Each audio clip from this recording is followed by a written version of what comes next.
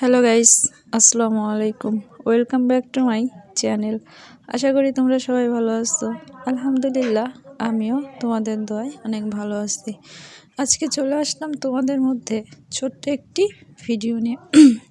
তো আজকের ভিডিওতে থাকবে কদবেল ভর্তা রেসিপি। তো চলো কথা না বাড়িয়ে শুরু করা যাক আজকের ভিডিও।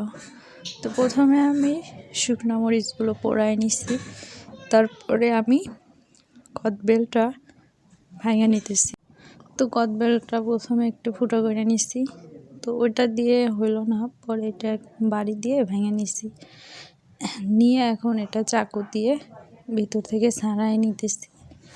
তো এইভাবে হচ্ছে না, তো তার জন্য আমি এটা আবার বেশি করে একটু ভেঙে নিলাম। তো এখন এগুলো আমি সম্পূর্ণই একটা বাটিতে বেড়ে নিব। তো ছাড়াই নিব খোসার মধ্যে থেকে।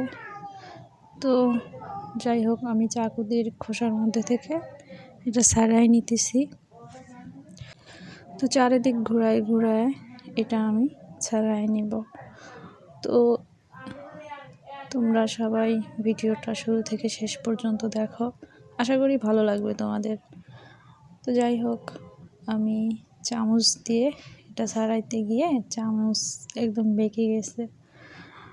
তো পরে আমি এটা সম্পূর্ণ ছাড়াই নিছি, নিয়ে শুকনো মরিচটা আমি এখন ডলে নিব।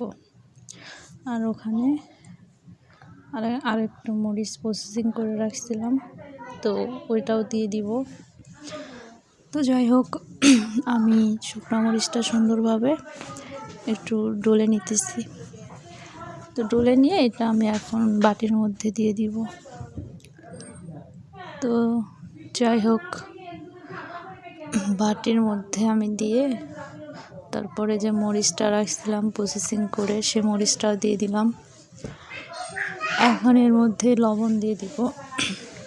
তো মরিচটা ডলার সময় আমি প্রথমে একটু লবণ দিছিলাম, তো পরে আমি আবার একটু লবণ দিলাম।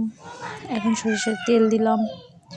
তো সব কিছু ভালোভাবে এখন সুন্দরভাবে মাখিয়ে নিব। তো যাই হোক, মরিচটা ঢলতে গেলে একটু হাত জ্বলে। তো যাই হোক, আমার কদবেল মাখানো শেষ।